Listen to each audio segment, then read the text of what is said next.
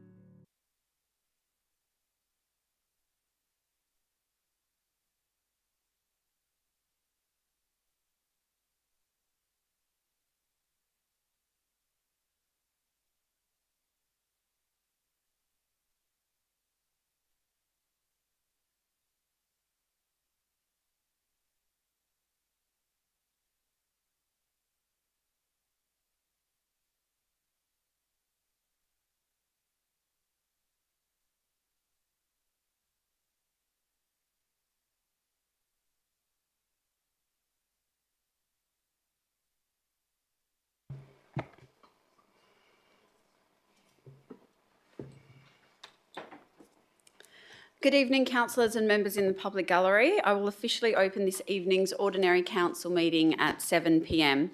Thank you for your attendance tonight. I'd like to remind everyone in the chambers to ensure that comments are respectful to the council and all meeting attendees, including city officers and those in our public gallery. Please note this meeting is being live streamed. I would like to acknowledge the traditional custodians of the land on which we are meeting, the Whadjuk people of the Noongar Nation, and pay my respects to elders past, present and emerging. Item 3, announcements from the presiding member. There are none this evening. Item 4, attendance. Councillor Ostaszewski is an apology tonight and all other councillors are present in the chamber this evening. We'll now move on to leave of absence. Would any councillors like to apply for a leave of absence? Councillor Clark. Thank you, Mayor. I'd like to apply for a leave of absence from the 11th of August to the 28th of August inclusive, please. Thank you. Anyone else? If not, can I have a mover and a seconder? Moved, Deputy Mayor, seconded, Councillor Palmer. All those in favour? That is unanimous. So I now move on to item 5, disclosures of interest. Bianca Sandru, Director Community Services, has declared an impartial interest in relation to item 10.3.5 as she has represented the owners of Roads 2000 in her former position. She was not part of the assessment panel for the tender, nor involved in the preparation of this report to Council. So, councillors, do you have any interest to disclose? Councillor Palmer. Thank you. This is 10.5.1.9 policy review, funding and the provision of in-kind support for minor works for public and private schools within the city of Bayswater. Just to confirm that as a board member of 2 of the state schools, I have an impartial interest, non-profit schools and no fees. Thank you. Thank you. Deputy Mayor. I have an impartial interest with regards to item 10.3.2. My kids have recently started playing tennis at the junior program of the Maylands Tennis Club. Thank you. Okay, and you'll be staying in the room. Councillor Maleka. Thank you. I have an impartial interest for 10.2.1. My mum's street is mentioned as part of the road-based grants, and also it mentions minor capital works taking place at Alice House, of which I'm a member. So they're both impartial and I'll stay in the room. Thank you. Councillor Clark. Thank you, Mayor. I'll go through them in order. So 10.1.2, the advocacy priority projects. I have a, sorry, I was going to say I'm just looking at my notes here, an impartiality interest. However, based on legal advice that I received from the CEO and the city, and based on the nature of that impartiality interest, where I'm a candidate for Butler in the upcoming state election and also WA Labor President, I'm going to leave the room on that item. That's 10.1.2. And then in relation to 10.2.1, 10.2.2 and 10.2.3, I have impartiality interest in relation to my son swims at Bayswater Waves and I have extended family near the golf club in Embleton. I'll remain in the room for those. 10.3.2, the Maylands Tennis Club, and 10.3.3, Frank Drago's soccer redevelopment. Out of an abundance of caution, I'm going to disclose an impartiality interest similarly based on my candidature for Butler and WA Labor President and leave the room for those two. And similarly for 10.3.4, I had intended to try and seek advice from the CEO about this prior to the meeting, but I'm going to also disclose an impartiality interest in relation to my candidature for the seat of Butler. On page 134, it refers to a workshop where I actually also left the room in that workshop, so I'm just going to keep that consistent and leave the room in this case as well. In relation to 10.5.1.10, the policy review street verges, it refers to the house that the street that my house is on, and so that's a proximity interest, and I'll leave the room for that as well. Thank you. Thank you. Councillor Bull. Thank you. Thank you. 10.1.2, Advocacy Priority Projects. I'm the Labor candidate for the state seat of Maylands at the next state election. The item relates to advocacy for the upcoming state election in the electorate.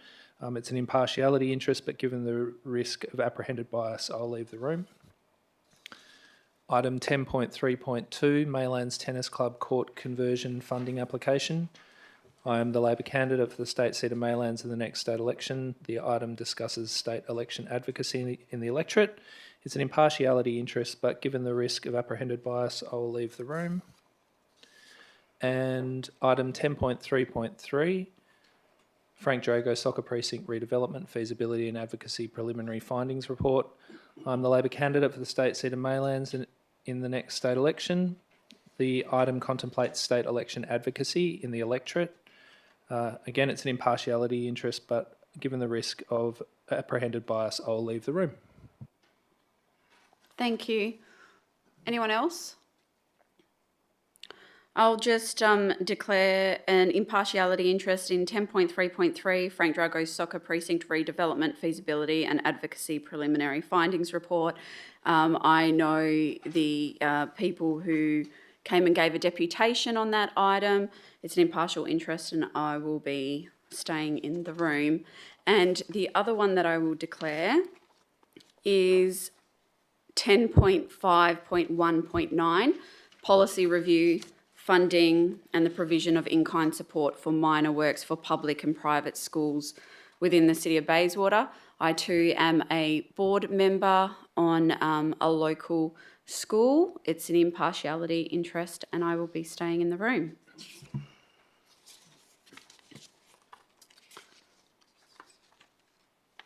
Councillor Sutherland.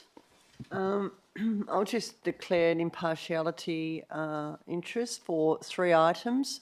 10.3.2, Maylands Tennis Club, 10.3.3, Frank Drago Soccer Precinct, and 10.4.5, Wildcats Game, only because I know the applicants. And you'll be staying in the room. Deputy Mayor. Yes, I also would like to add an impartial interest in item 10.5.1.9, Policy Review, Funding and Provision of In-Kind Support for Minor Works for Public and Private School within the City of Bayswater. My kids attend the Maylands Peninsula Primary School, which is a public school. I will stay in the room. Thank you. Anyone else? Councillor Maleka. Thank you. I'll also add 10.3.3, Frank Drago Soccer Precinct.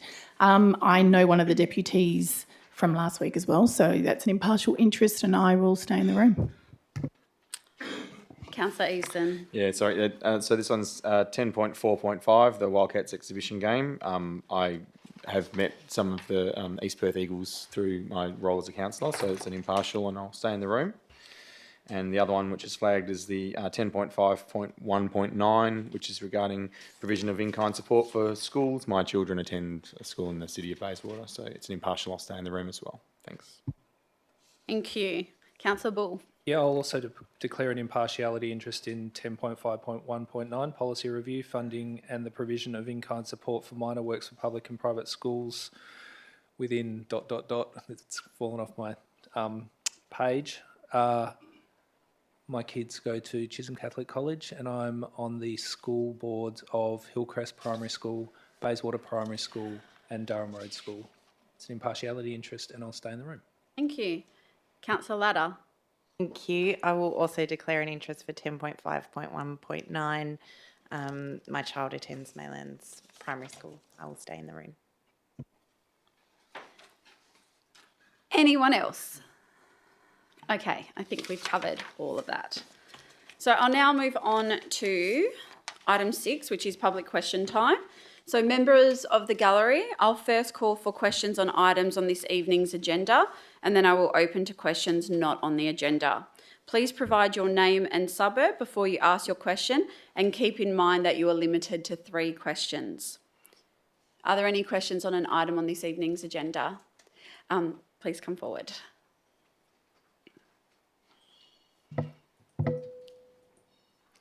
Lawrence Butler, 20 Langley Road, Bayswater. The question is on the retaining walls. That comes in the review 10.1. Building developers are not held into account for non-compliance. Having had runoff from adjoining property into my property, I've had to implement my own solution because the council would not act on the condition of the development, which was water had to be retained on the property. So the result is, I did provide photos here at the council as well of the water running through, no action. So to me, something's wrong in the council where they can't implement the conditions of the development. So the question on the walls is, retaining wall policy review. Will this council consider in the review that all infill behind retaining walls, including paving or any other addition, of a finished level of at least 50 millimetre below the top of the retaining wall to help prevent the water runoff onto the lower properties? Thank you for your question. Can I just clarify, Mr. Butler? Sorry, which item exactly is this relevant to? 10.1 under the review. Retaining walls are listed in that section. Okay, thank you. I'll go to the director to respond. Thank you through the mayor, and thank you for your question. I will take that on notice for when the review of the retaining wall policy comes through. I will be putting in a written suggestion on that as well directly. No problem. Thank you. I do have another question that comes on questions without notice. Oh, I might ask you to come back at that stage, if that's okay, Mr. Butler. Thank you. Mr. Eamond? Michael Limon from Maylands. Evening, councillors, mayor, city officers. Just a question about the restoration programme for Maylands Brickworks. They talk about phase 1 being $2.1 million, phase 2 being $5.4 million, but on page 18 of the report, they talk about phase 2 being $7.5 million. Which number is correct? Thank you for your question. I will go to the manager to respond. Through the chair, that is a typo. The first figure of the $5 million is correct for phase 2. Is the correct one? Okay, great. I have a comment, but I'll phrase it as a question. Yes, please. Is the council willing to accept my acknowledgement of the efforts they've made to progress the tender for the Maylands Lakes rehabilitation? I appreciate it went through very quickly, and I'm very thankful for that. I appreciate the comments and question, and I will It's a say question. yes. I'll say yes Great. to that. Thank you. Thank you. Anyone else have a question in regards to an item on this evening's agenda? Please come forward. Thank you. Georgina Kerr, Bedford. This is in relation to item 10.5.1.10, policy review street verges. So if this policy is approved, will the city contact residents with non-compliant verges, so that may have been compliant when they were installed but no longer comply with the updated policy, with some form of encouragement to convert to a compliant treatment? So if they'd installed artificial lawn, or if the verges were 100% paved, for example, will there be some program to try and bring those in line with the new policy? Thank you for your question. That will depend on the decision of council this evening. Thank you. Any other questions in regards to an item on this evening's agenda? No? I'll now move to questions not on this evening's agenda. Mr. Butler.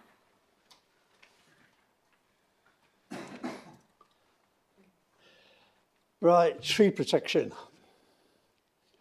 In 2017, the development next to me, one of the conditions that trees had to be protected to Australian standards 4970-2009, never done. I complained to the council officers, I complained here in the chambers, I've got all my records here. That was the tree in question, nothing done. That tree died. And today, Excuse me.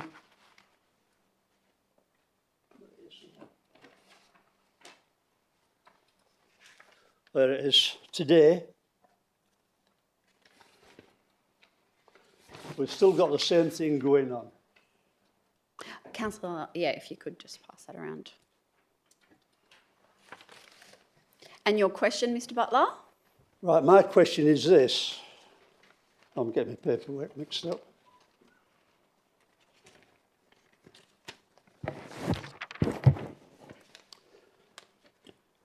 Will this council adopt the Australian standard 4970-2009, protection of trees on development sites on public land and its enforcement of such? Thank you for your question. I'll go to the Director to respond. Thank you, through the Mayor. Mr Butler, I'm happy to give you a call tomorrow and discuss to find the location of the site and also to view the It's tree. just another photograph. Okay, thank you. I'll have a review of that and I'll contact Mr Butler. Thank you. Thank you. Any other questions on an item not on this evening's agenda? Please come forward.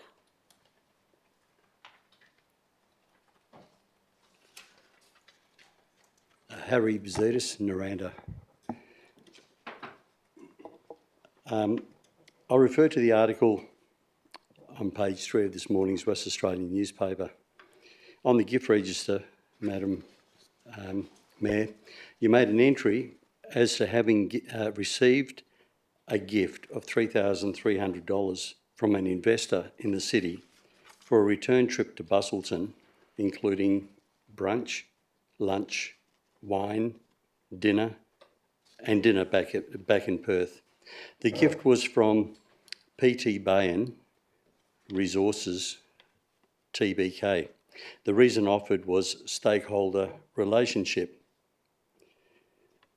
I take it that you were representing the city in your capacity of mayor, hence the gift declaration. Could you please elaborate on some of the following things? Who was present, the objective of the trip, the nature of the stakeholder and issues discussed, and the result and benefit of your trip to the ratepayers of our city? Thank you for your question.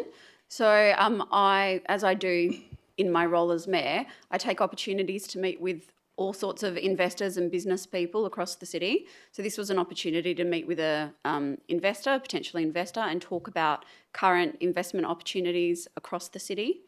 I was in a group of about 10 people, and yeah, I hope that I will be able to attract as many people as I can as possible to invest in our great city. So can you elaborate who was present? As I said, I was one of 10 people. So can you summarise who was present? Other invitees from the host. I don't know all of them. No, that's okay. That's all right. All right. So the objective of your trip going down to Busselton? I was invited to go along and have the opportunity to speak to this person who has, abundant resources, and the objective was to encourage investment in the city of Bayswater. I'm failing to understand this. You need to go to Busselton to do that. I was invited. Okay. Can you elaborate on the issues discussed? Investment opportunities in the city of Bayswater. Can you elaborate on that? I don't know what else to say. We have a brochure that we talk about.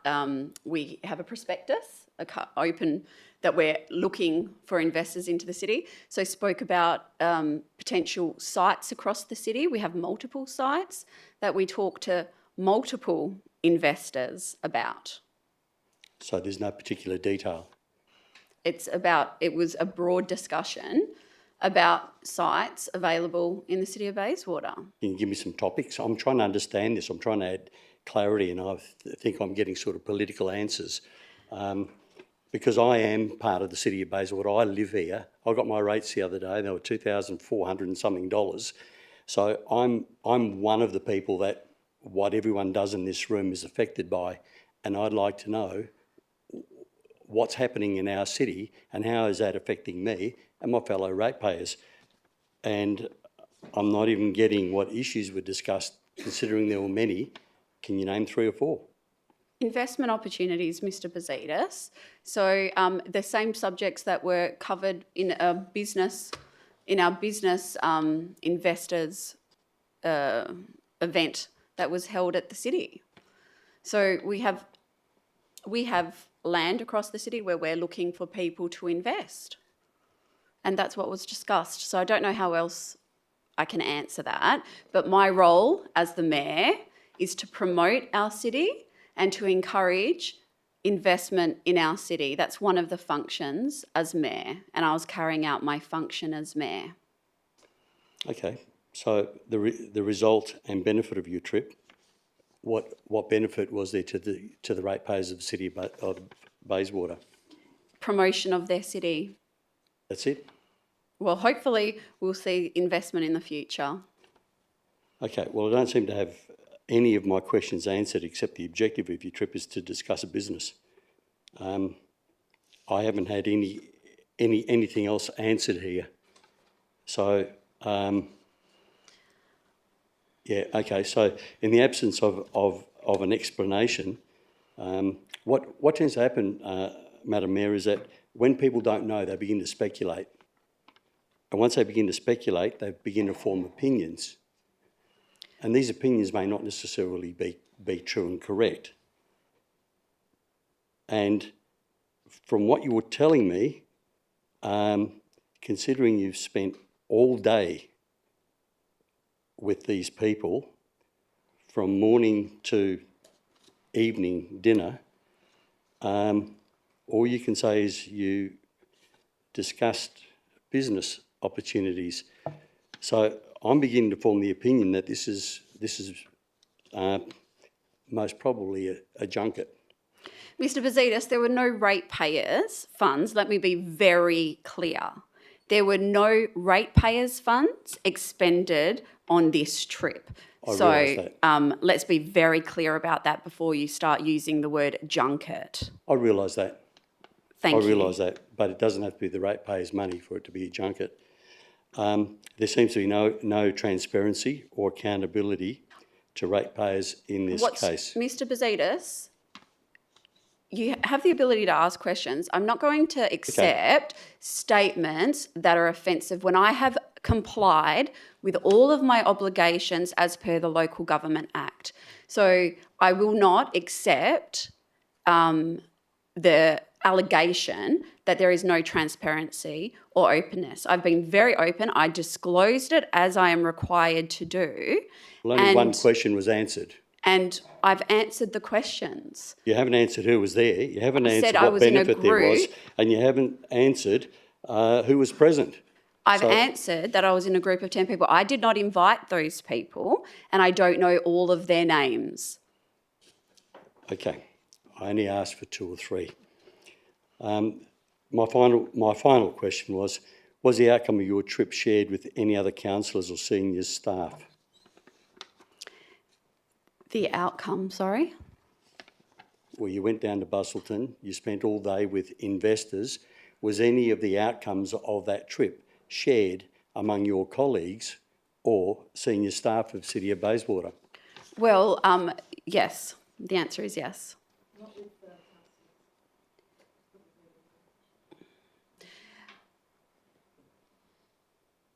So the answer is...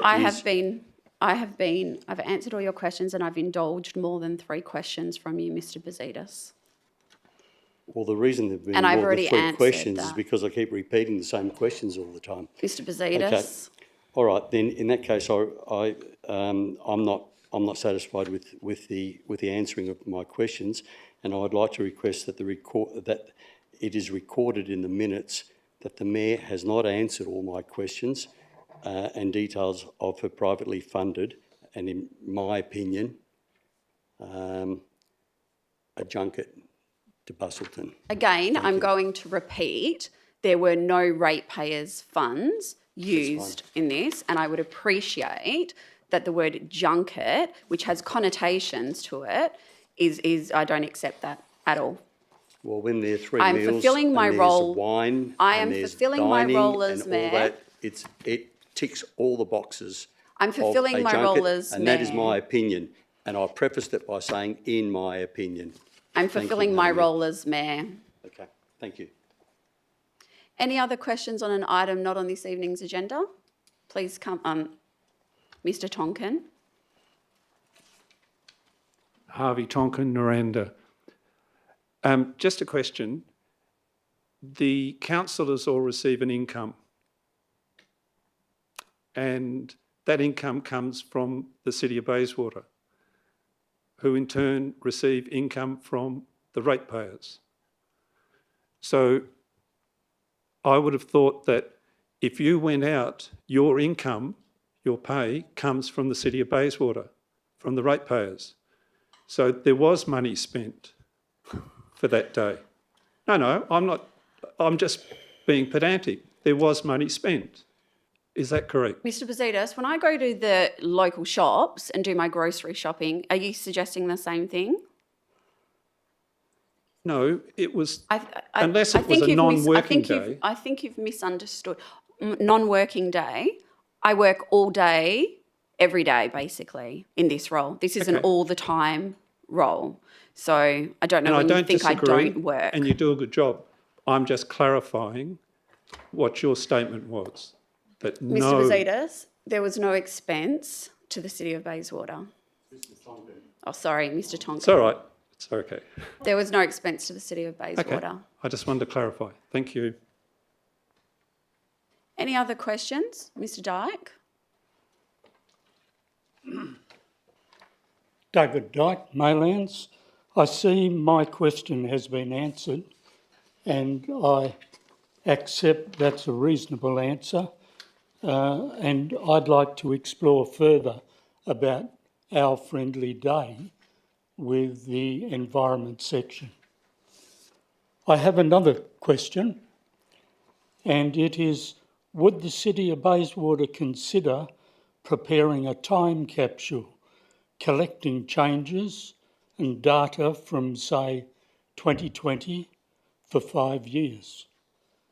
There are many events, changes that are significant and recorded in many areas that could be combined into one time capsule representing a period of time.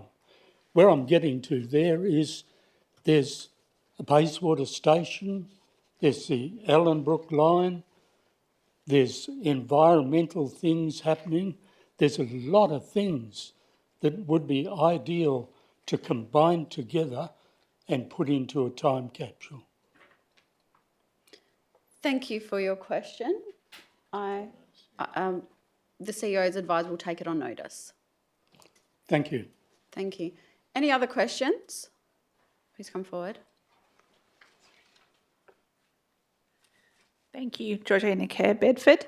This is in relation to the street tree planting program. So in my street, we had, to my gratification, a lot of blue circles painted on the grass where street trees are going to go in.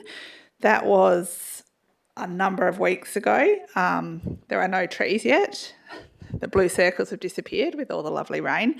I just wanted to know if the tree planting program is on schedule, given that I know last tree planting season we ran into a lot of trouble where it didn't progress to schedule and trees were planted late, which meant they struggled to get through the summer. So I wondered how we were going this year.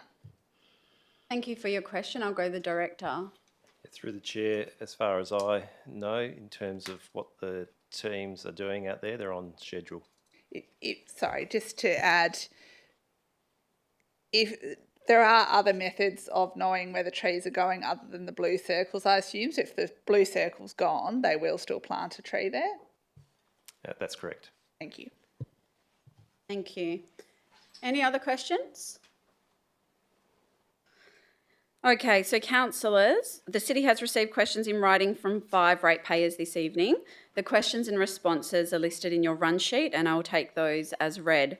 The questions and responses are available on the City's website and will also be provided in the minutes for this meeting. I'll now move on to item 7, which is confirmation of minutes. So can we move to confirm the minutes of the ordinary council meeting of the 25th of June 2024? Do I have a mover and a seconder? Move, Councillor Latta. Seconded, Councillor Eveson. I'll put that to the vote. All those in favour? That is unanimous. Item 8, presentations, petitions.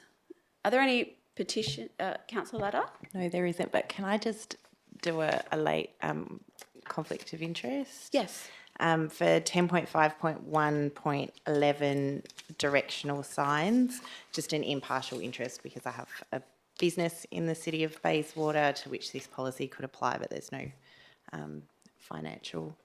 Yeah, thanks. Thank you. Okay, so are there any petitions this evening? No, there are no presentations, and deputations were heard last week unless someone wishes to do a deputation on the late item. No. So delegates' reports, we have one this evening from Councillor Johnson. Councillor Johnson, do you wish to move your report? Yes, please. Do I have a seconder? Seconded, Councillor Palmer. Councillor Johnson, do you wish to speak to it? Not especially. I mean, it was really useful. It was a good course, so thank you. Councillor Palmer? Okay, I'll put this straight to the vote. All those in favour?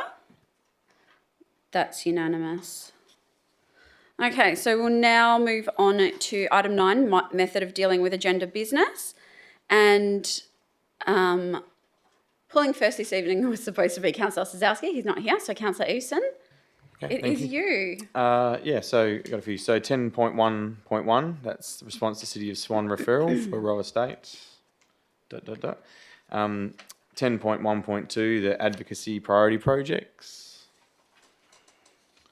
10.3.3, the Frank Drago soccer precinct redevelopment. And 10.4.5, the Wildcats exhibition game. That's it, thank you. Thank you. Councillor Palmer. Thank you. He's taken all mine, so I'll leave it as nil. Councillor Sutherland. Yeah, I've got 10.3.2, Maylands Tennis Club. Other ones. 10.5.17, the Welcome Model, Local Planning Policy for Tree Retention. 10.5.19, Policy Review, Funding and Provision of In-Kind Support for Public and Private Schools. 10.5.1.14, no, actually scrap that one, leave that one. And then just 10.2.4, rates exemption, and... Sorry, what number? That's 10.2.4? Rate exemptions, Good Samaritan. Yep, okay, yep. And I think that will do me. Okay, Councillor Latta. Deputy Mayor? Councillor Bull? Councillor Clark? Councillor Johnson? I think only one that I've got left is 10.5.1.6 to vote against it, please. 10.5.1.6? Yep. My apologies. 10.5.1.16. 0.1's integrated planning one. Okay, yep. Apologies, Mayor, I actually did have one to vote against. Yep. 10.5.1.15, the Administrative Management of Policies and Governance Policy. Okay. Councillor Maleka? Okay, so thank you, councillors. We'll now move to consideration of the reports in section 10. Can I please have a mover and seconder to bring forward items 10.1.1, 10.3.2, 10.3.3, 10.4.5, 10.5.1.7 and 10.5.1.10, which were subject to deputations. Moved Deputy Mayor, seconded Councillor Latta. All those in favour? That is unanimous. Okay, so the first one is 10.1.1, response to City of Swan referral, Rowe Estate Structure Plan and consent to advertise road dedication. Councillor Eveson, you've pulled this. Are you moving the officer's recommendation? Yes, thank you. Yep. Do I have a Officer's rec. seconder?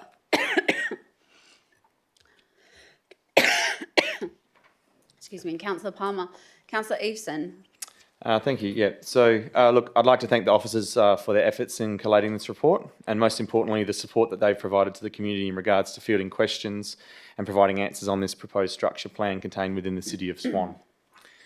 Upon reading the report, I'm very comfortable that the city's feedback, which I'm moving tonight, is consistent with the many conversations I've had with locals and the concerns that they have raised with me. And these are insufficient information and analysis on traffic and intersection impacts, which also notes a discrepancy between the traffic impact statement and the movement strategy plan documents, minimal open space, reducing amenity, removal of mature trees during site preparation and the failure to acknowledge the remaining mature trees that can be retained, more detailed plans for lots that are likely to be impacted by transport noise, and clearly defined stormwater responsibilities, in addition to space for potential future shared path on Blackboy Way. Tonight's motion also makes clear that the request for the road dedication of lot 11 to 110 is not a given or a known outcome. It'll be open to community comment, and given the current gaps in traffic impacts for the proposed structure plan, it would be wise for the applicant and the City of Swan to seek alternative options which provide direct vehicle access to Beechwood Road North. Direct vehicle access in and out for Beechwood Road North from within the structure plan precinct. The proposal should not rely on a future council decision that may or may not align. Thank you. Councillor Palmer. I think Councillor Eveson has more or less covered most of the points, and I feel that the traffic impact assessment is a definite. The roads are not made for grid system go-throughs for large trucks and so forth. The lack of green trees is a must in our assessment, and also we have Western Power sitting there watching all this and taking quite a parcel of land in front, which I feel that maybe the developers need to rethink. But this is really for community consultation. So apart from the facts that we know, we will have to have patience and let that take course. Thank you. Thank you. Anyone wish to speak against? Councillor Johnson. Probably not against, but I have a question or two, if I might. So one is about the orientation of the blocks. They don't look great for energy efficiency, and I'm just wondering if there's any scope in our response to make comment of that. Under, is there any planning rules around that could help? I'll go to the director I'll go to the manager to respond. Through the chair, the lot layout actually doesn't form a part of the structure plan. It's for our information only, so it's not something we can provide comment on at this stage. Thank you, I appreciate that. Is there any scope for us to make comment on the name within the... Sorry, the name of what? Rowe Estate. Through the chair, I don't believe that's the final name. It's just what it's being called at the moment, so it's not something we can provide comment on it, but I don't believe it's a final name. In that case, can I propose an amendment if the mover and seconder would accept that the name not be Rowe Estate? So an additional limb? Yes, I'm not quite sure how to structure that in terms of the city's response, but yes. We'll just have to get the wording if it's going to be an amendment. Just one moment. And then I'll put it to the mover and seconder once we have the wording.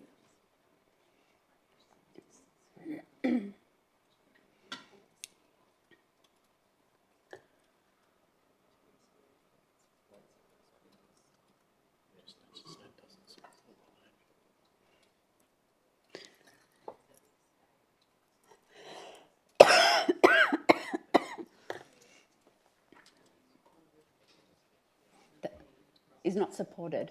The city does not support. Just keep it simple.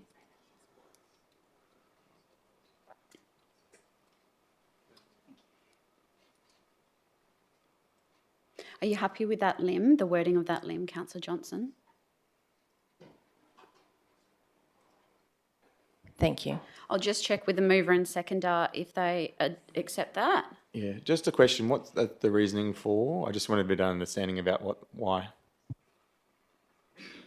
Councillor Johnson, are you happy to Yeah, absolutely. I mean, yeah, happy to do that in the explanation. John Septimus Roe was that it's proposed to be named after. It's been named lots of places around West Australia. So he is, a Surveyor General of West Australia who documented in his own diaries his role in the notorious Pinjarra massacre. So I don't think we need any more naming after him. Do you both accept? Look, I'll accept it on the advice of the officers that it's not the final name anyway, so I'm comfortable to proceed. Okay, so that forms part of the substantive motion. Councillor Johnson, did you wish to speak to the motion now? Probably.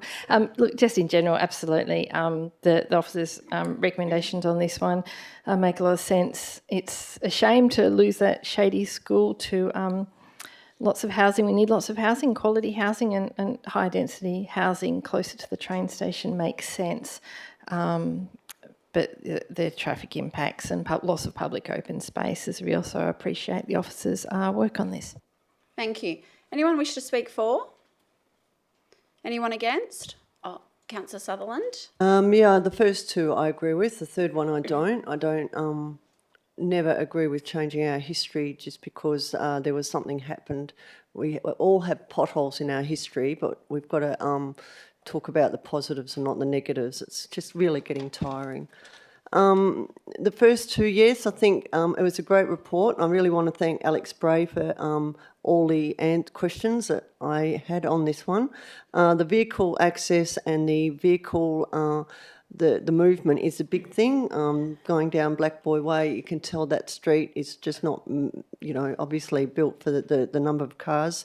But I do think on the whole, the houses will be good to have there, and because it's close, or will be close to the railway station, that's going to be another issue as well, because we don't know where the cars are going to park. Maybe when the train station comes, that might be a problem. But I think this is a good motion. Yep, good recommendation. The first two are anyway. Thank you. Anyone else wish to speak on this item? If not, I'll go the mover to close. I'll probably just round it out. So look, tonight we're moving the officer's recommendation, obviously with that slight amendment. So it's clear that council supports our community. We are concerned about the traffic impacts not being sufficiently understood or addressed. We are concerned about the minimal public open space and limited amenity. We are concerned about the lack of housing options and diversity.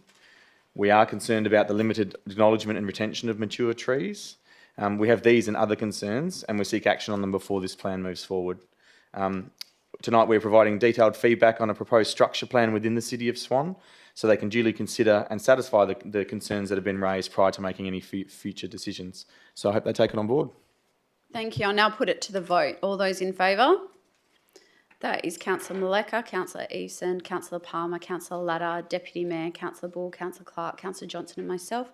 All those against is Councillor Sutherland. That is adopted. Excuse me. The next item is 10.3.2, Maylands Tennis Club Court Conversion Funding Application. This has been pulled by Councillor Sutherland. Are you moving the officer's recommendation? Yes, I am. Oh, sorry, I'll just wait for... Mayor, what number was that? 10.3.2. So, yes, Councillor Clark and Councillor Bull.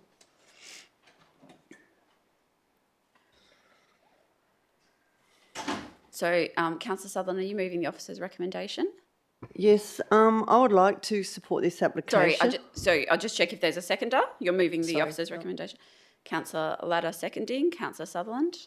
Yes, I'm going to support this application for a couple of reasons, but firstly, I'd like to just say it's central to the council's role. It's important that we support this type of infrastructure for future-proofing our sporting facilities and the well-being of the residents.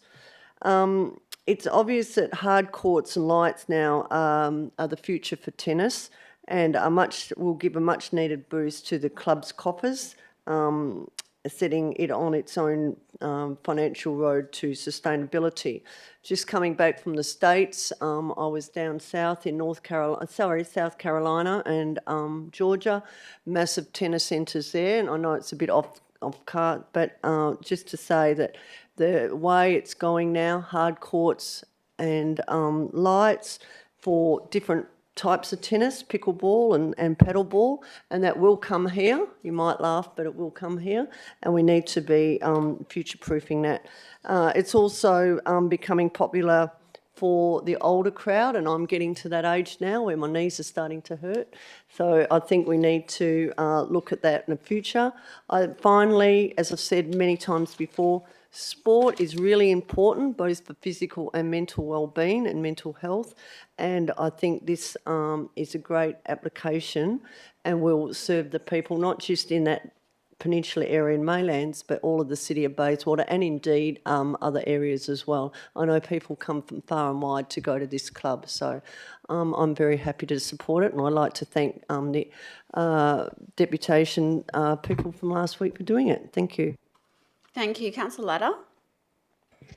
Thank you. I just want to thank the officers and the club and commend everybody on working out a great plan for this. I think the club has been able to support their portion of this through really dedicated members who really believe in the club's future, and I think that's quite a special thing. Not every club has members that are willing to give or donate or lend money to their clubs for major projects like this. And they did it because this is the future of the club. And so I'm really pleased that we have a strong plan for a grant application so that hopefully this can all happen for them next year. Thank you. Anyone wish to speak against? Anyone for? If not, I'll just say I think this is fantastic. Oh, sorry, Councillor Palmer. Yeah, just to say, yes, congratulations to everybody involved in this, all the club members and so forth, and also to Tennis Australia for their 90,000 really just capped it, and that really gave confidence to everybody to put their foot forward. And the savings between the club members has been amazing. And as you say, for the deputations, Councillor Latta, you're quite right. It was a great deputation that came last week. And I don't know what laughing is about, but we're quite happy for everything to take place there. Thank you. Thank you. So yeah, I'll just say that I'm very happy to support this application. I know it's been years in the making by the committee, and we had like a false start once, and now it's come to fruition through the dedication and commitment from the club members. And I'm really glad to see that Tennis West and Tennis Australia can see the value in our fantastic facility. I mean, what other tennis club do you find on the banks of the Swan River, so close to everything? And, you know, I'm a bit biased because tennis is my favourite sport, but I can't wait to see this happen and really excited for it. So well done to everyone involved. I'll go to the mover to close.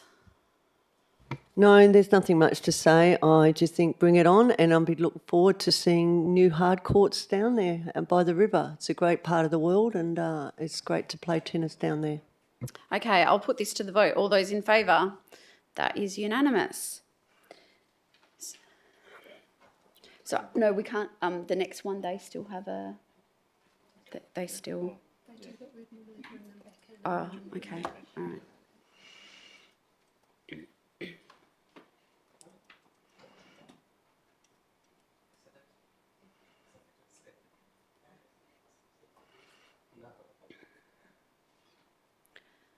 So, Councillor Clark and Councillor Bull, I know that, just to let you know, 10.3.2 Maylands Tennis Club Court Conversion Funding Application, that was adopted, the officer's recommendation. We're now moving to the next item, which you both have declared impartiality as well.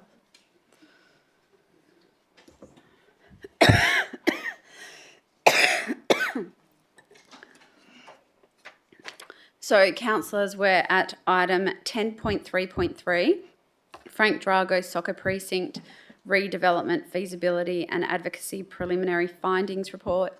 Councillor Eveson, you've pulled this one. Are you moving the officer's recommendation? Yes, thank you. Okay, do I have a seconder? This is 10.3.3, Frank Drago Soccer Precinct Redevelopment. Seconded, Councillor Sutherland. Councillor Eason. Yeah, so look, I'm delighted to see this improved process for asset management and larger scale projects. Here we have a feasibility and advocacy preliminary findings report coming through to us, so really a big step forward and loving it. So this is something I've been calling on for before I was elected, and now it's in place in regards to the way that we manage projects. It's fantastic. So we're now in a much stronger position where we agree on a concept, we define a scope, objectives and conduct feasibility. It's project management 101, but all vitally important. Feasibility, business case, initiation, like I said, just loving it. So this is what I really love to see. The facility itself, is a key budget and capital works and long-term financial plan consideration. It's also a very strong advocacy project, but most of all, it's a community asset. And Council's been very clear about improving and investing in our community assets, which is why I'm supporting this motion.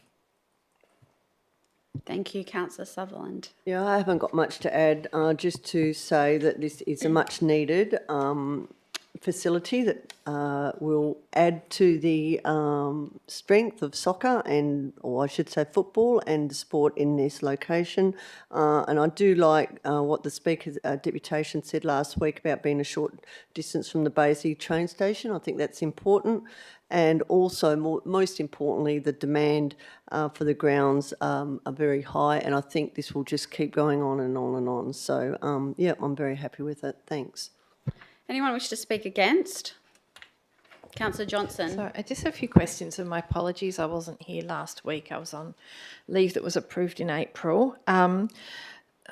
So I just wasn't sure, in the report on page 52, if I might, it talks about, sorry, my page 52, I don't know what that will relate to, my apologies. It's the bottom of it's got a picture of Coburn Arc, so the commentary under that.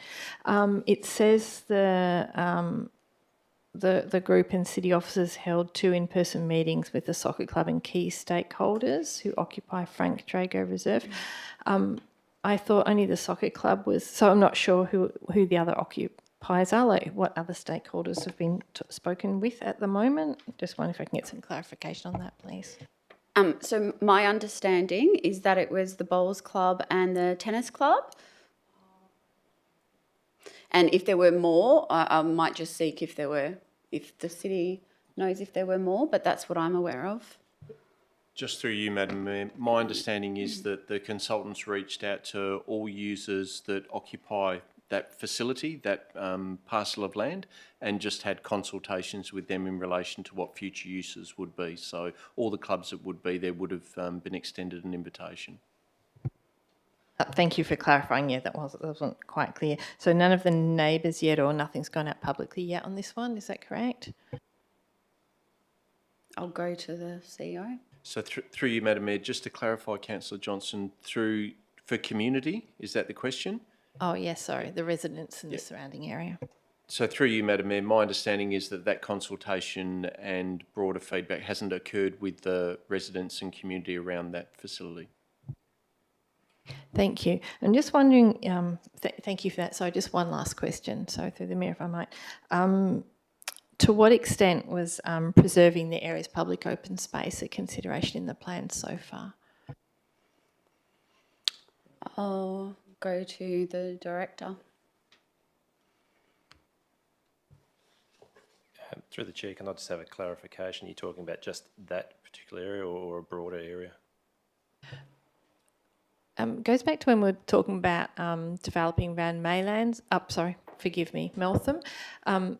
It was discussed that we have a shortage of public open space in the area, and Frank Drago Reserve was considered an essential part of the public open space contribution for development in the area. So I'm just wondering to what extent that was considered, that the importance of maintaining that as public open space. So through the Chair, there's no discussion in terms of reducing the size of that reserve. in actual fact, what they're looking at is to try and fit more playing space on that reserve. So when the actual concept gets drawn up for the building, we're looking at increasing the amount of more playable space on the reserve. So we're not talking about reducing or doing anything like that. Thank you. Who wish to Nothing speak to it? further. Anyone wish to speak on this item? Councillor Maleka? Sure, thank you. Along with Councillor Eveson, it was really it was a great report to read, the feasibility study. And look, the preliminary findings are making it very clear that this is worthwhile to pursue. It's a worthwhile investment for sustaining the future needs and amenity, and as Councillor Sutherland mentioned, for future-proofing our sporting facilities. So we've done a lot of talk about this, and I think it's just about time we get on with it now to get on to that next stage and try and secure something for our future in soccer. Thank you. Anyone else wish to speak on this? If not, I'll go the mover to close. Sorry, just checking. No, nothing else really. It's yeah, it's in the advocacy stuff as well. So yeah, nothing. Thanks. Okay, I'll now put this to the vote. All those in favour? That is unanimous.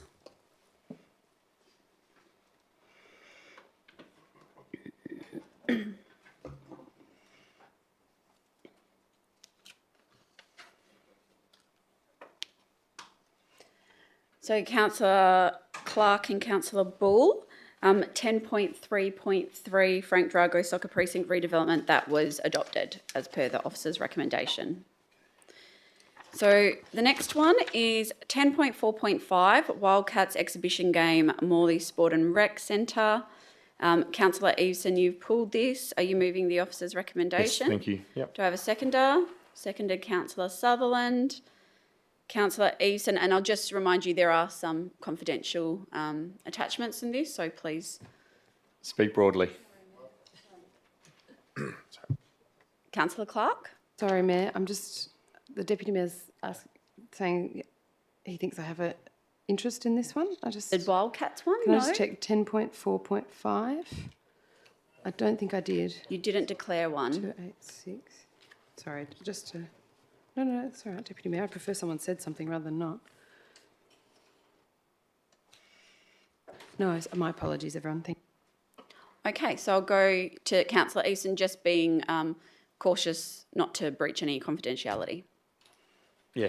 Okay. Might be worried now. Yeah, no, look, I don't think there's anything in this. But look, just what a potential opportunity for our city. You got me very nice. Yeah. Anyway, look, to potentially have the Perth Wildcats playing a high level exhibition match is great news for right here in Morley. Firstly, thank you to the East Perth Eagles for representing this opportunity to the city, and secondly for the efforts of city staff who worked and prepared this item. A wonderful partnership that continues to form, so well done on everybody, great teamwork. Now, what an exciting event. This could be one that really puts Morley on the map again, and I say that because we've already had the Cairns Taipans use our courts at Morley Rec, and now we have an opportunity to support our own team, the Perth Wildcats. Go Perth Wildcats. There are many benefits from an event like this, such as further activating our new courts, supporting our local businesses by bringing more people into Morley, promoting the sport at a local level, as well as providing our community with a chance to see the Wildcats as well as the best of the best from the NBL 1. What an opportunity. So, look, talked it up, fingers crossed, but yeah, that's why I'm very keen to move this motion. Thank you. Councillor Sutherland? Yeah, I'm going to talk it up too. I think it's a great opportunity. Number one for me, I think it's economic benefits are great for the city, and I'll just give you, again, go off script, that the state government has been very good at getting teams from overseas for, like for example, at Optus Stadium, we've got the soccer, we've had big games there. And as I always say, if we build it, people will come. And that's been an example. And I think this is the same in a smaller way, but nevertheless very important. I think there's no doubt that the Wildcats are a much-loved team in WA in terms of basketball, and I think this is a great opportunity for the city. It's also a big tick of confidence and a big vote for our Morley Rec Centre for the courts, and also it's great to see that our much-loved basketball team is also taking the initiative and getting this done. You can't get better as far as I'm concerned, so I hope people support this. Thank you. Thank you. Anyone wish to speak against? Anyone wish to speak for? Councillor Palmer? Thank you. Can I just ask one quick question prior? How many tickets will be on sale? Do you know? I'll go to the director to respond. Thank you through the chair. At this stage, approximately 600. 600 tickets. Okay. Are we expanding the parking area to the Pat Ahara at all? I'll go to the director to respond. Thank you through the chair. As you will note in the report, the city has a number of obligations. One of those is to look at our car parking management. At the centre on the same evening, we have a dance exhibition with 250 people attending as well. So the city is liaising with its internal stakeholders in order to manage the parking, and also will be providing a map as part of ticketing as well to allocate where parking will be. And we're in discussions with nearby businesses to be able to utilise their parking, as it will be at night. Thank you very much. That's really good to hear. And yes, I firmly support this, and congratulations to the city who've worked very hard to do this. Thank you. Thank you. Deputy Mayor? Yes, thank you. Look, I will support this. I support the cause. I do would like to note my concerns about this kind of expenditure on an ad hoc basis. I think we just approved the budget less than a month ago, and we do have an events budget. And if this is a priority event, it should come from there. As I always say, those ad hoc expenditure during the year, this is why we always find ourselves with problems at the end of the year. So we just approved the budget.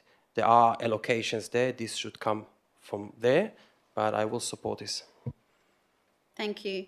Anyone else wish to speak on this? If not, I'll go to move to close. Yeah, so these are the sorts of events that will elevate our city and make us a destination and drive excitement in our community. Encourage councillors to support this motion and support from and show their clear support for Morley. And by coincidence, the East Perth Eagles are actually in an elimination final on the weekend, so I'd encourage you to get down and check out the courts a bit earlier if you'd like and support our team. So thanks, everyone. Thank you. I'll put this to the vote. All those in favour? That's unanimous.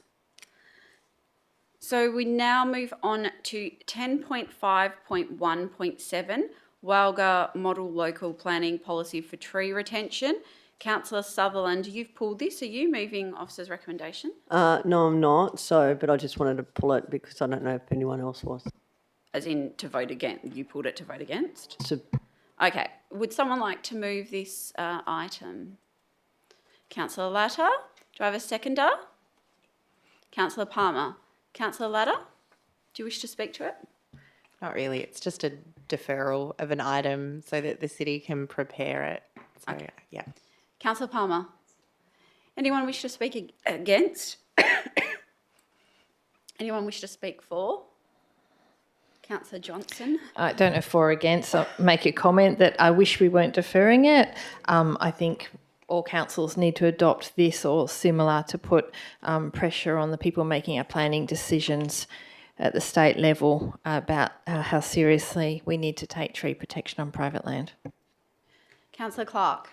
Just briefly to also reiterate what Councillor Johnson's saying, I asked a couple of questions about whether or not we could essentially sort of get on with it rather than deferring it and waiting until the September policy. I don't think it's workable, but to bring it forward in practical terms based on the advice I received back from the city. But I do think we as a council need to look at this quickly as well as people are subdividing blocks, and we need more trees. Thank you. Anyone else wish to speak on this? If not, Councillor Sutherland. Yeah, I'm the opposite. Anything that says private land and retention of trees, no, people buy their land, they should be able to do what they want. And if the government wanted this, they would have mandated it. And it's the same old, oh, let's let council do it, not doing it. Anyone else wish to speak on this? Councillor Palmer, you seconded. Yes, I did. I it, was just responding to No. something. I'll go the move to close. I don't think I really have much to add. I look forward to September and being able to work through it at the policy committee meeting. Thank you. I'll now put that to the vote. All those in favour? That's Councillor Maleka, Councillor Eveson, Councillor Palmer, Councillor Latta, Deputy Mayor, Councillor Bull, Councillor Clark, Councillor Johnson and myself. All those against is Councillor Sutherland. That is carried. Okay, so the next one, Councillor Clark, I believe you have an interest in, which is the policy review street verges. Sorry, Chair, what number? 10.5.1.10.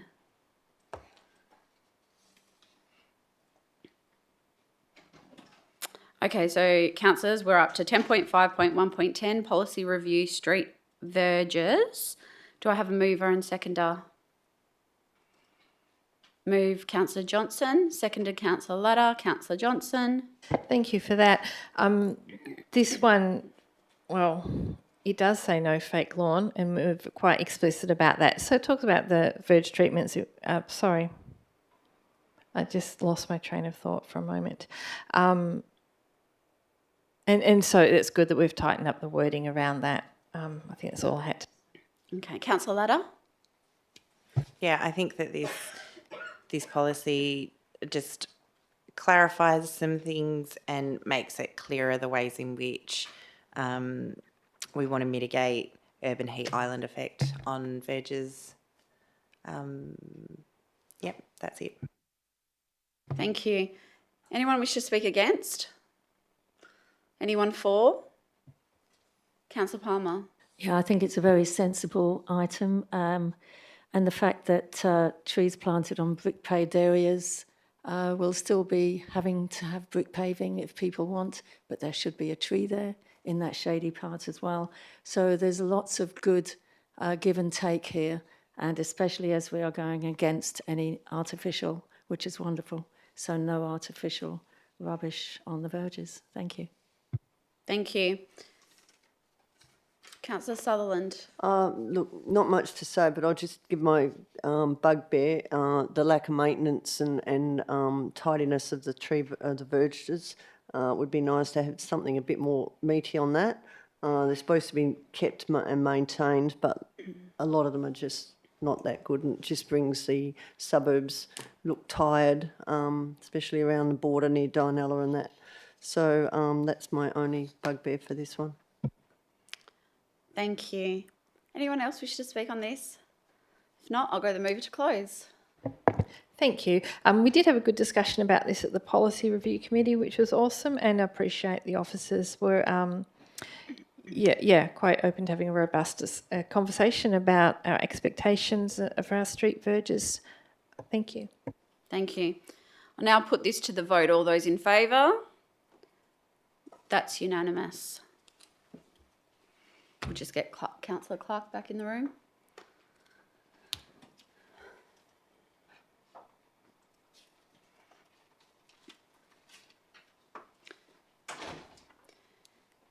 So, Councillor Clark, for your information, that item was adopted as per the officer's recommendation. So, councillors, that concludes the items in section 10 that were subject to deputations. We'll now move to the remaining items that have been withdrawn by councillors. The first one being 10.1.2, advocacy. Sorry, my apologies, Mayor. 10.5.1.15, is that? We haven't gotten to that one yet. Sorry, you just said all of section 10. That were subject to deputations. My apologies. But the next item, both yourself and Councillor Bull have declared impartiality, 10.1.2, which is advocacy priority projects.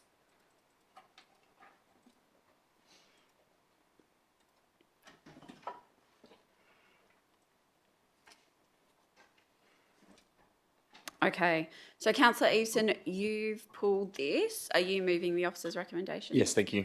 Do you have a seconder? Councillor Sutherland, Councillor Eveson. Cool. Firstly, I'm delighted to see the city formalising its advocacy projects, a suite of projects that are aligned to our fresh and highly structured budget process, the integrated planning framework, key elements within our forward capital works and long-term financial plans, as well as reflect what our community really care about. These projects hit the mark as far as I'm concerned. We have much needed asset replacement and upgrade with the Frank Drago redevelopment. We've got new community services for Morley with the Les Hansman.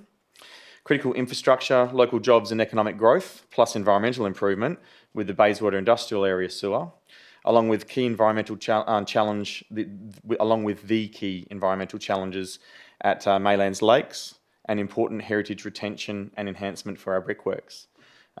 These are well-considered advocacy projects, ones that reflect what our community care about and most align with the key focus areas of the state and federal government. So it's a good package and I encourage councillors to support it. Thank you. Councillor Sutherland.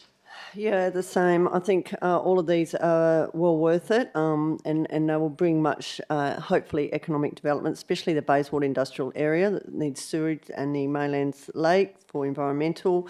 Again, the brickworks, it would be great to see that enhanced, because that would be a really good area, historical area to bring people to if something could be done there. My only gripe, obviously, we can't have everything. I mean, our list is infinite, but it'd be nice to get something in the North Ward. But having said that, we can't really take any of these ones out. As I keep saying before, hundreds of times before, a lot of these, Maylands, Bayswater, Frank Drago and on Les Hansman, Morley, Bayswater, Maylands, all very red seats, and I just hope that the Labor Party come to the party and give us some much needed funds for this. So yeah, I think it's a great idea. Thank you. Anyone wish to speak against? Councillor Johnson. Sorry, not against. My apologies. I have a couple of questions. Just want to know how this relates to the advocacy position. We've had them in the past, it's nothing new, of August from last year, because does this replace it or update it, please? I'll go to the CEO. Through the chair, I think it's in addition to, so the broad list that we had for last year, we still have that. But as per the council briefing, these are the 5 main ones that we're focusing on. So a lot of those other ones, which are probably more the lower hanging fruit and smaller projects, are still there. And the administration does intend to bring that back to a council briefing to further enhance and refine that list as we go forward with advocacy. That was the briefing that was cancelled, right? No, so the briefing that was cancelled, which was only a couple of weeks ago, was in relation to these 5 advocacy projects, not in relation to the broader one. The intention is that we concentrate on this in preparation for the 25 elections, but we haven't lost sight of all of those other ones that are sitting behind it. Okay, great. Thank you for that clarification. Had another question relating to the Bayswater Industrial Area sewer. Just notice in the report it says, something about the contamination that the lack of sewerage has, and just wondering if I think the city does the water testing. I'm just wondering if we can get if the reports about the water testing quality and the impacts of lack of sewerage is publicly available. Thank you. I'll go to the CEO.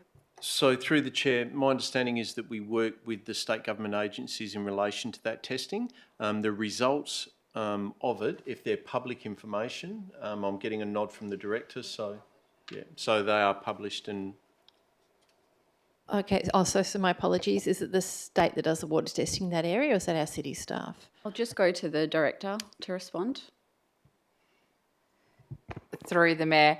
So the city undertakes testing, however it notifies Department of Water Environment Regulation and also the Swan River Trust through DBCA.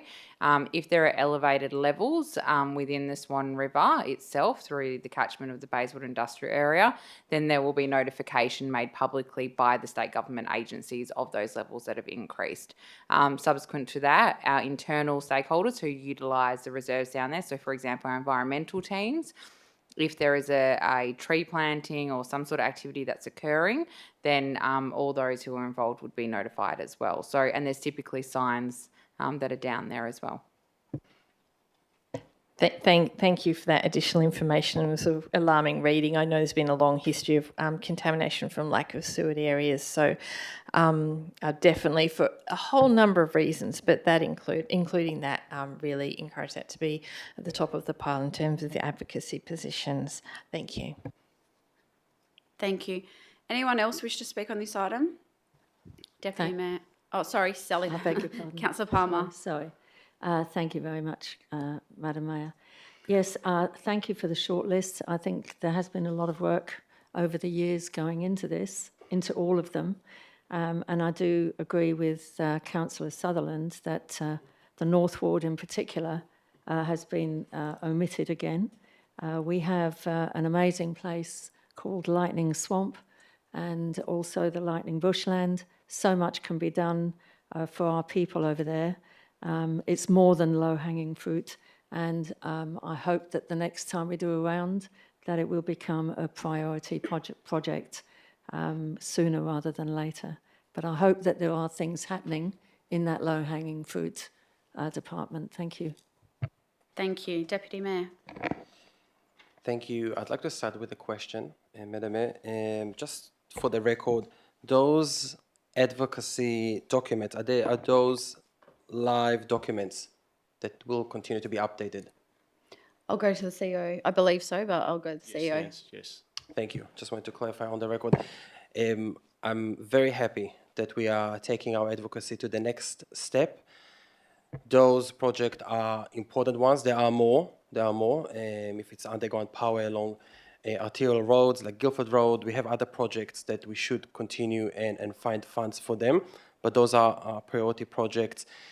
We are quite neglected, I think specifically in the seat of Maylands at the state level and the seat of Perth at the federal level. So I am hoping that this time around we will get some serious funds, not just the 5K, 20K to this club, this group.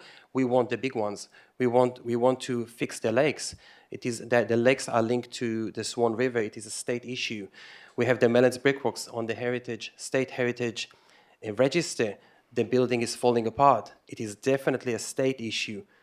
So I am hoping that we will get serious funds. Again, not just the $30,000 here and there. We want the millions like other electorates get. So I'm hoping that we will be able to manifest this to serious assistance from both the state and federal governments. Thank you. Anyone else wish to speak on this? Councillor Ladder. Yeah, I want to say thank you for all the work that's gone into these documents and the brickworks. I'm not sure what you call it, the advocacy document, prospectus, whatever. It looks really good. It's really usable, and I think that community groups can use that to help advocate for funding alongside us, and I think that's a real strength of that document. And I do think that maybe the timing hasn't quite matched up around advocacy, and I think in the future, maybe for the learnings for the next one, if we can have things prepared a little bit further ahead of time, then I think we'll be in a much stronger position to advocate. But I'm really happy with those particular priorities, and I think that there's been work being done on them in the background for quite some time. So it's not like they're new projects. And I look forward to seeing the fruits of our advocacy. Thank you. Anyone else wish to speak on this? If not, I'll go the mover to close. Nothing further, thanks. I'll put this to the vote. All those in favour? That is unanimous. Thank you, councillors.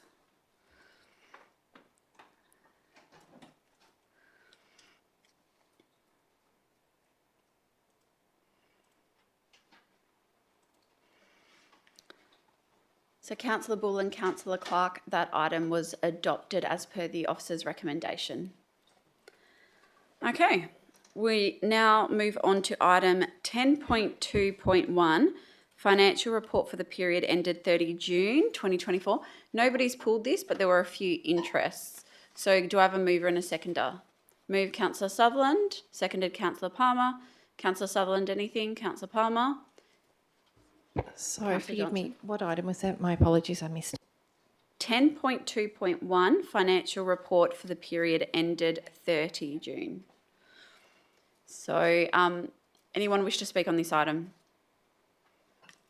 No, I'll put it straight to the vote. All those in favour? That's unanimous. The next item, 10.2.2, investment report for the period ended 30 June 2024. Again, nobody's pulled this, but there was an interest declared. So can I please have a mover and a seconder? Moved Deputy Mayor, seconded Councillor Palmer. Deputy Mayor, Councillor Palmer. Anyone wish to speak on this? No, I will put it to the vote. All those in favour? That is, sorry, if everyone can put their hands up. Okay, that's unanimous by those in the room.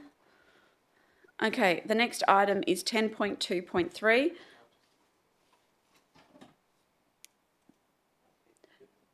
Sorry? No, she just went for a break. So the next item is 10.2.3, list of payments for the month of June 2024. Again, nobody's pulled this, but there was a interest declared. So can I have a mover and a seconder? Move Councillor Palmer, seconded Councillor Johnson. Councillor Palmer, Councillor Johnson. Anyone wish to speak on this? I'll put it straight to the vote. All those in favour? That's unanimous. Okay, the next item is 10.2.4, Rate Exemption Good Samaritan Industries. Councillor Sutherland, you've pulled this one. Is it to vote against? So do I have a mover and seconder? Move Councillor Palmer. Seconded by Deputy Mayor, Councillor Palmer. Thank you. Really, it is, as far as we know, charitable purposes. And for that reason, we have to acknowledge the direction of the council and the officers. I can understand those wanting to vote against it because it does seem to border on the fact that it's private ownership and so forth. But I agree with that. Thank you. Thank you. Deputy Mayor. Thank you. Yes, I'm supportive of this. We all need to do our part to help those charities, the state government, the local government, and this is where we come into play when it comes to rate exemptions. So we should continue to support those very important organizations in our community that support many community members. Thank you. Anyone wish to speak against? Councillor Sutherland. Okay, sorry to be Scrooge McDuck again, and there's nothing against the actual, obviously, the charity. I think these people do a great job, but in Russell Street now we've got that one. We've also got, I think, the Vinnies or another one. And it's a sign of the times that when things are tough, obviously more of these businesses come online. I do have an issue that it's owned by a private and investment company, but putting that to aside, I'm going to use this forum. Nobody listens, but I feel better saying it. I don't get so much mental relief, stress then.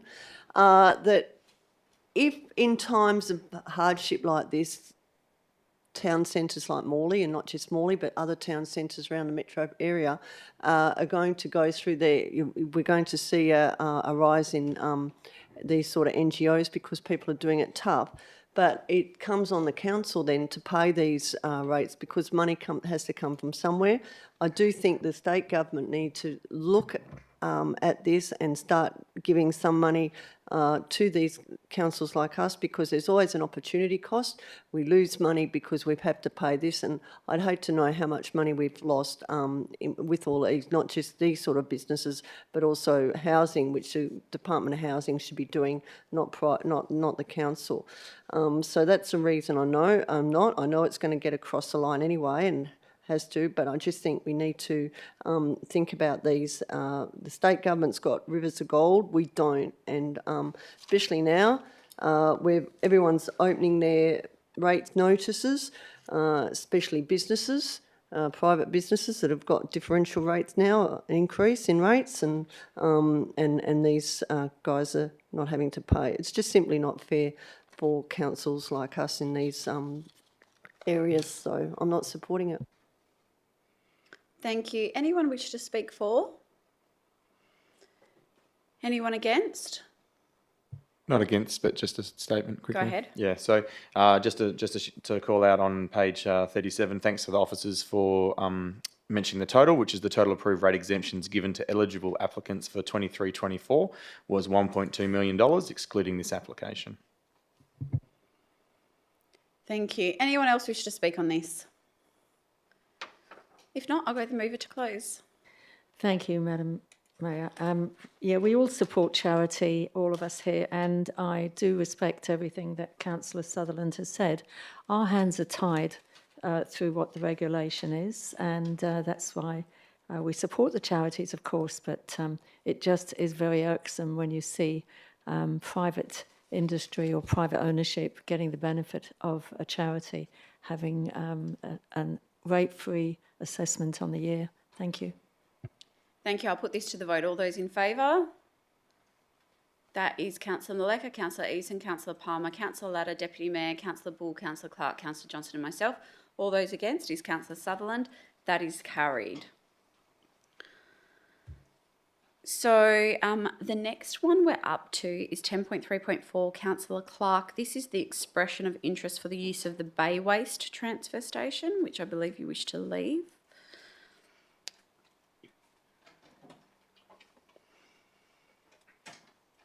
So do we have a mover and seconder for this? Move Councillor Johnson, seconded Councillor Eveson. Councillor Johnson? No?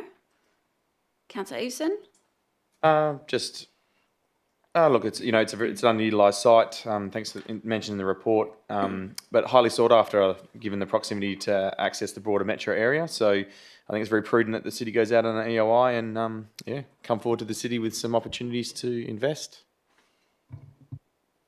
Thank you. Anyone wish to speak against? Anyone for? Councillor Palmer?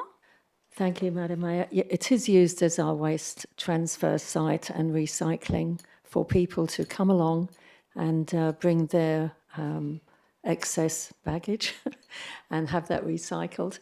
So from that point of view, Bayswater, City of Bayswater is doing really well.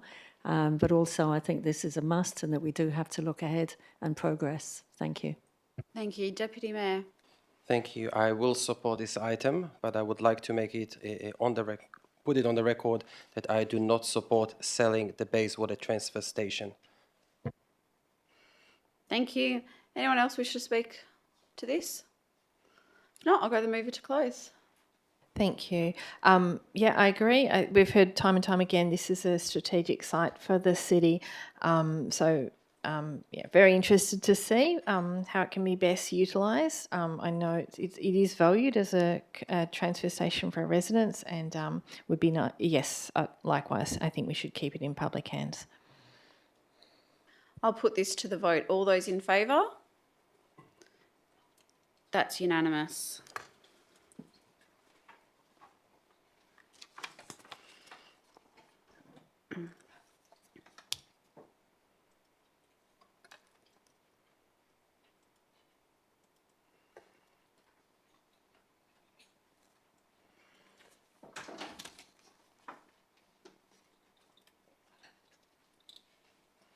Okay, so Councillor Clark, for your information, that item was adopted as per the officer's recommendation.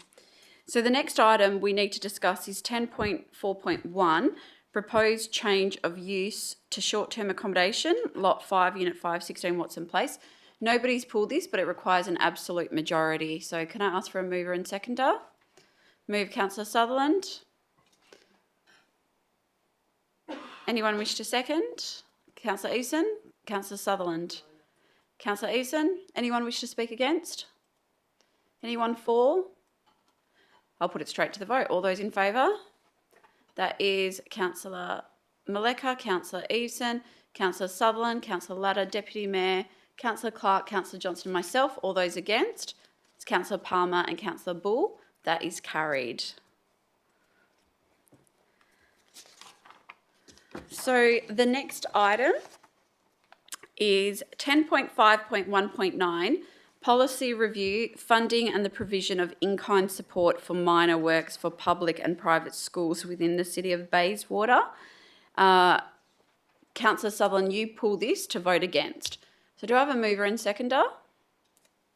Move Councillor Ladder, seconded Deputy Mayor. Councillor Ladder. I don't really have much to say on this. I think it's a useful policy for schools that need it and allows them to access our skills and expertise to get things done quickly. So, yeah. Deputy Mayor. Yes, thank you to the officers for proposing this expansion of the policy to allow schools to use those funds to plant trees on school land. And while schools are dealt with by the Department of Education, the canopy does affect our residents, and most kids attending the school are residing in the City of Bayswater, so the benefit are for our residents. And when it comes to trees, we should find any place that we can assist in planting trees. So I'm very supportive of this. I think this is a good way forward. Thank you. Anyone wish to speak against? Anyone for? Not? I'll put it straight to the vote. All those in favour? That's Councillor Maleka, Councillor Eason, Councillor Palmer, Councillor Ladder, Deputy Mayor, Councillor Bull, Councillor Clark, Councillor Johnson and myself. All those against? Councillor Sutherland. That is adopted. So the next item is 10.5.1.15, Policy Review, Administrative Management of Policies and Policy Governance. Oh, sorry, I missed one. It is 10.5.1.11, Policy Review, Directional Signs. Nobody's pulled this, but there is an interest declared. So can I have a mover and a seconder? Move Councillor Johnson, seconded Councillor Palmer. Councillor Johnson, anything? No? Councillor Palmer? No? Anyone wish to speak against? Anyone for? I'll put it to the vote. All those in favour?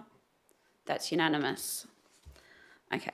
So the next one, sorry about that, is 10.5.1.15, Policy Review, Administrative Management of Policies and Policy Governance Policy. Councillor Clark, you've pulled this one.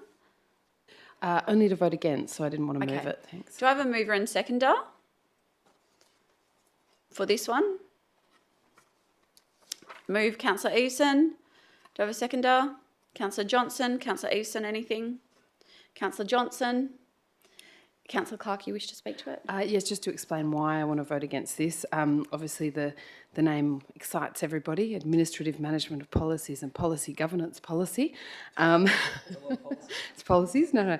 The bit that I am not comfortable with is on page 508 of my printed agenda. It's point 12 in the marked up version of the Policy Governance Policy.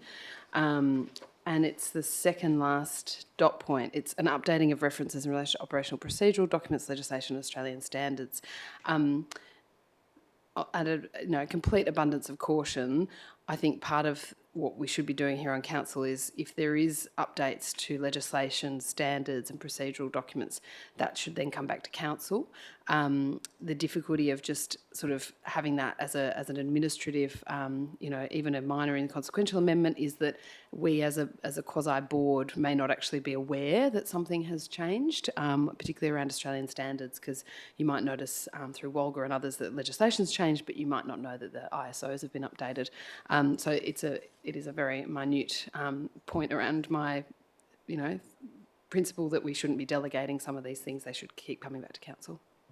Thank you. Anyone wish to speak for? Anyone against? If not, I'll go the mover to close. Okay, I'll put this to the vote. All those in favour?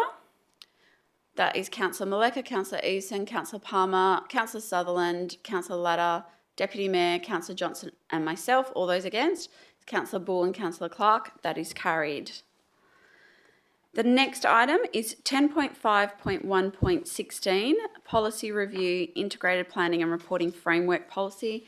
Councillor Johnson, you've pulled this one? No, I just want to vote against it. Oh, to vote. Okay, sorry. Do I have a mover and seconder? Move Deputy Mayor. Seconded Anyone wish to second? Councillor Palmer, Deputy Mayor.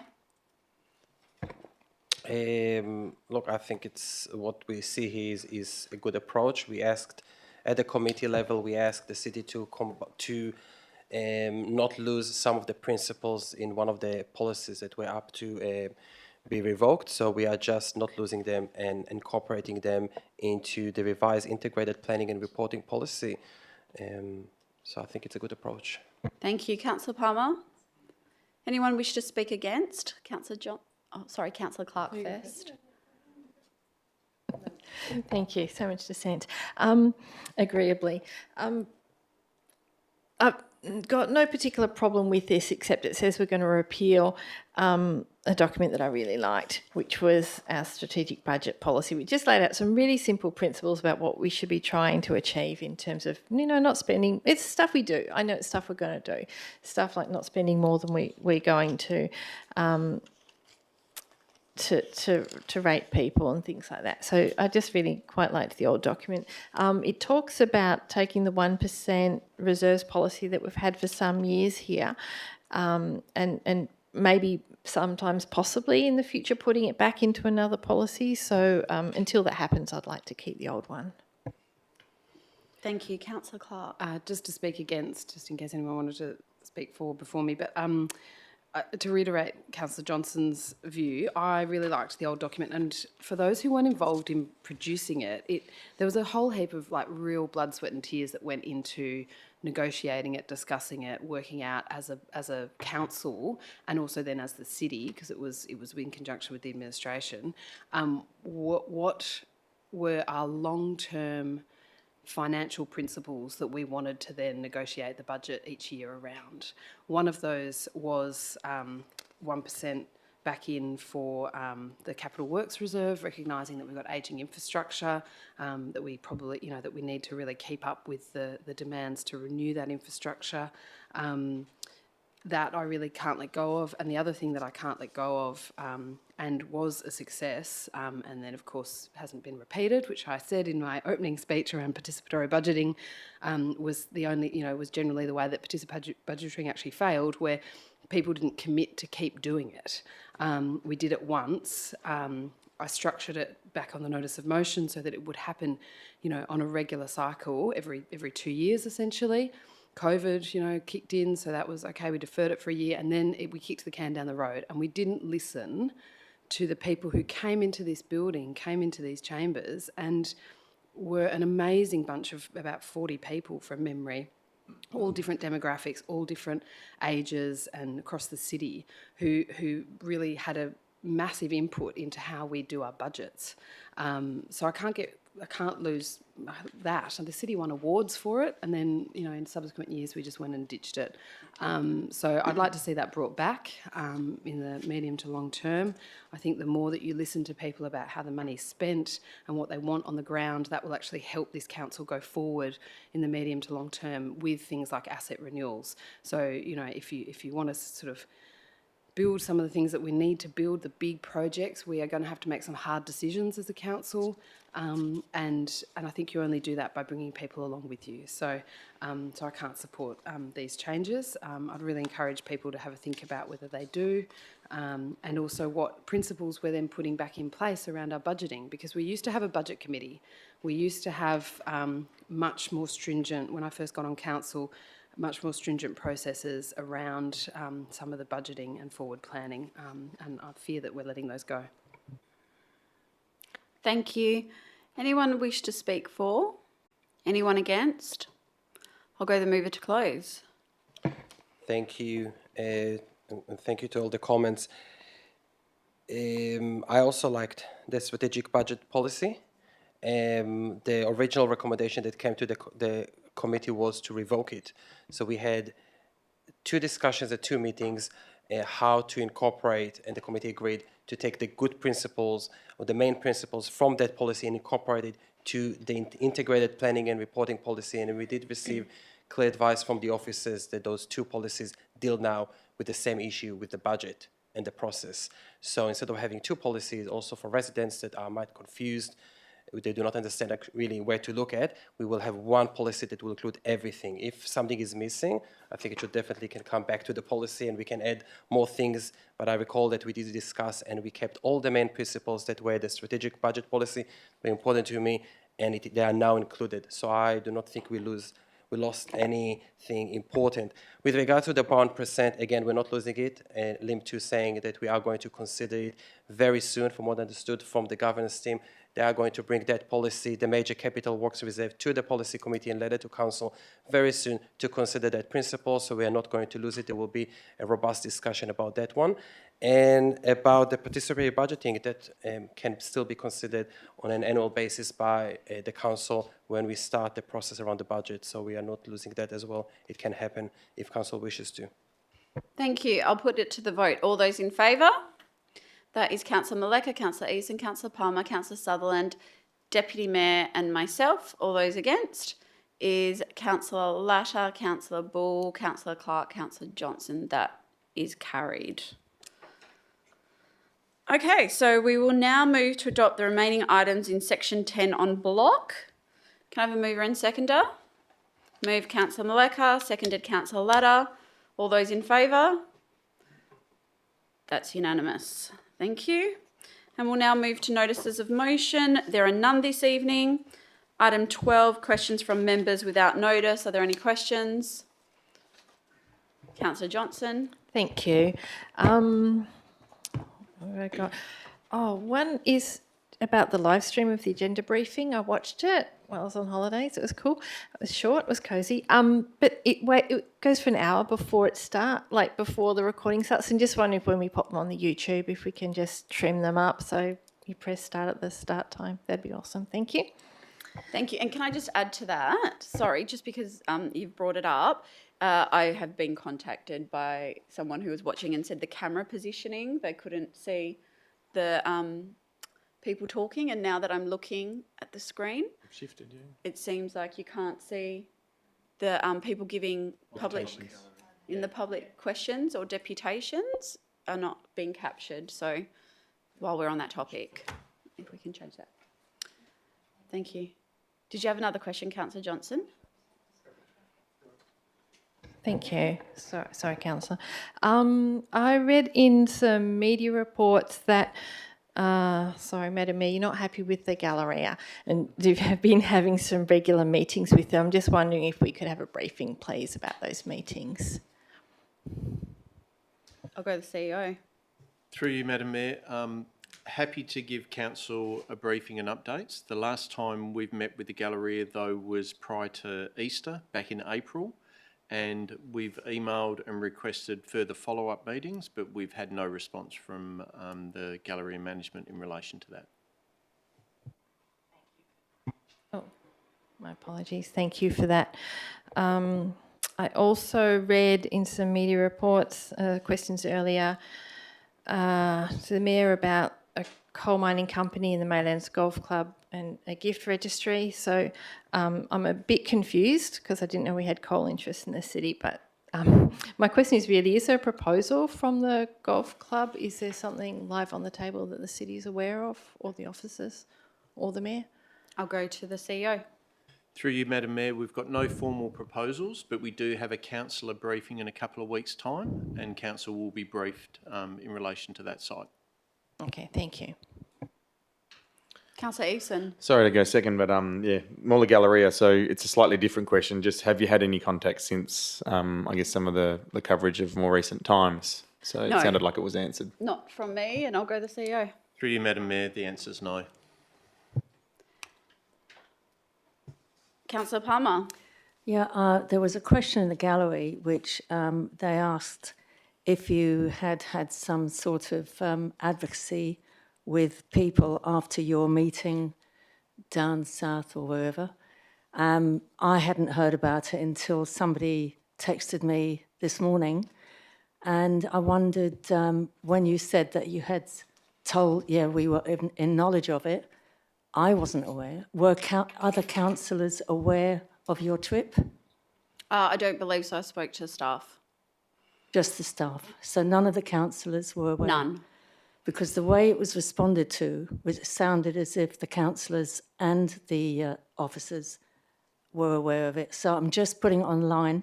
None of us here, not one councillor, was aware of your meeting of advocacy down south. Thank you. It was publicly available on the GIFS register. I understand that, but I'm talking about the trip itself. Thank you. Yep. Councillor Ladder? Can I ask a question of the city around when the city was aware that we had a coal mining company with investments in the city, in city facilities? I'll go to the CEO. So through you, Madam Mayor, I did forward a confidential attachment to a councillor today when councillor accepted the tender for the golf course, which I understand was a few years back. I'm more than happy, Councillor Latta, I'll forward that confidential attachment to you tomorrow in relation to that. Okay, thank you. Deputy Mayor. I do have actually follow-up questions also from the same issue about the trip down south. First of all, I would like to, because we were not told about this, and I also read it in the news, was the topic of the Mellons Brickworks was also discussed at that meeting in Bustleton? The Mellons Brickworks.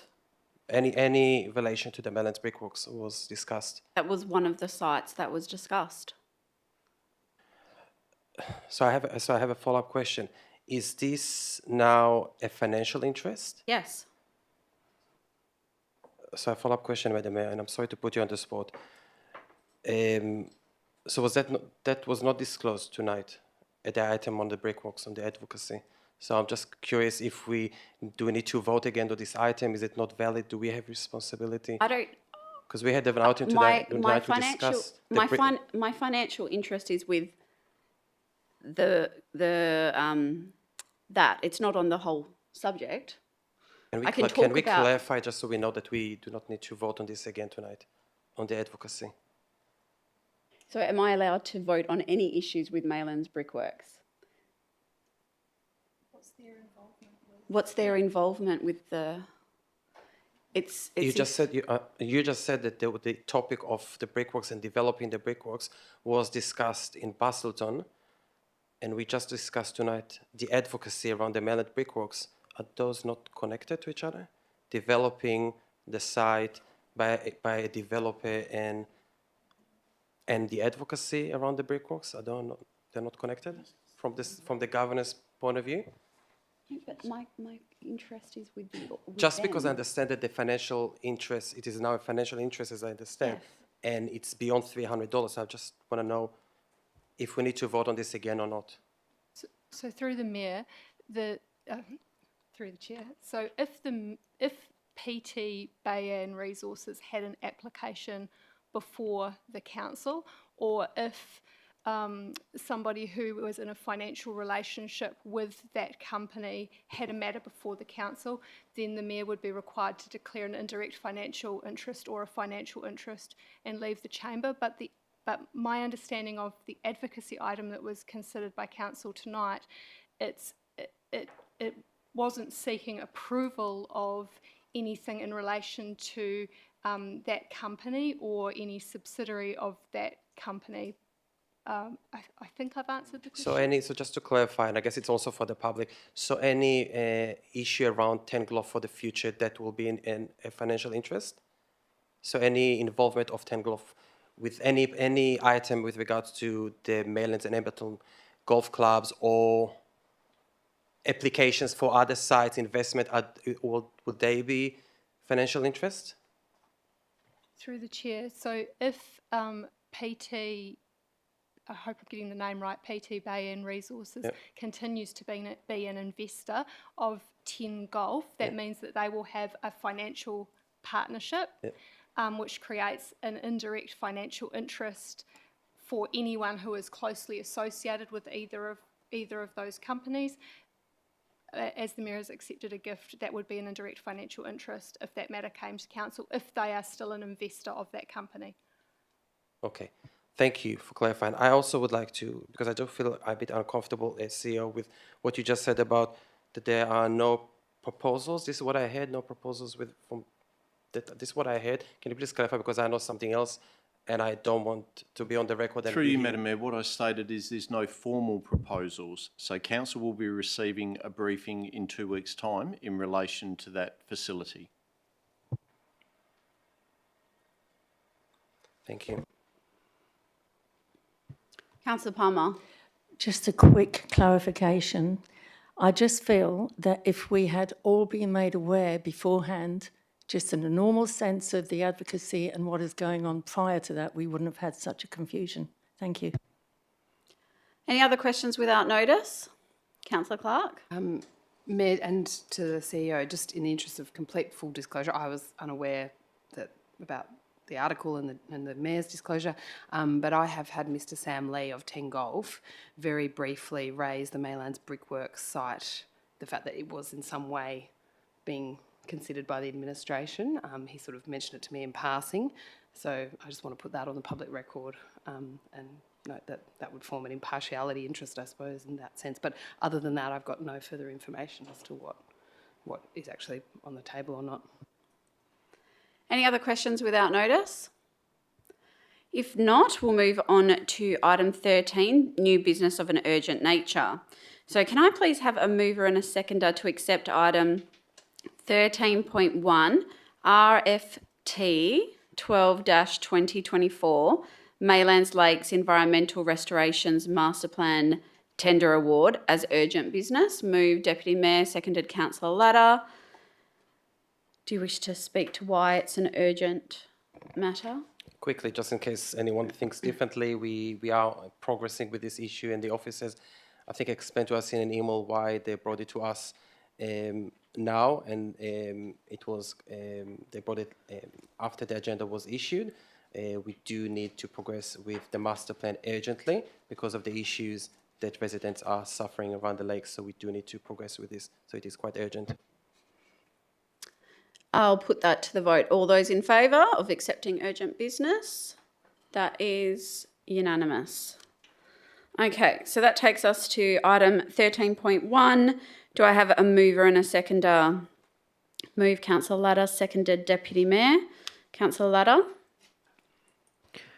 Yeah, I just want to say that I really appreciate how quickly the city has moved with this. Bringing it to council as urgent business is actually really indicative of the urgency and the priority that the city and council is giving to the Maylands Lakes issues and to finding solutions and progressing the master plan process quickly. So I really appreciate that, and it looks like we have a really solid applicant, and I'm happy with that. So thanks.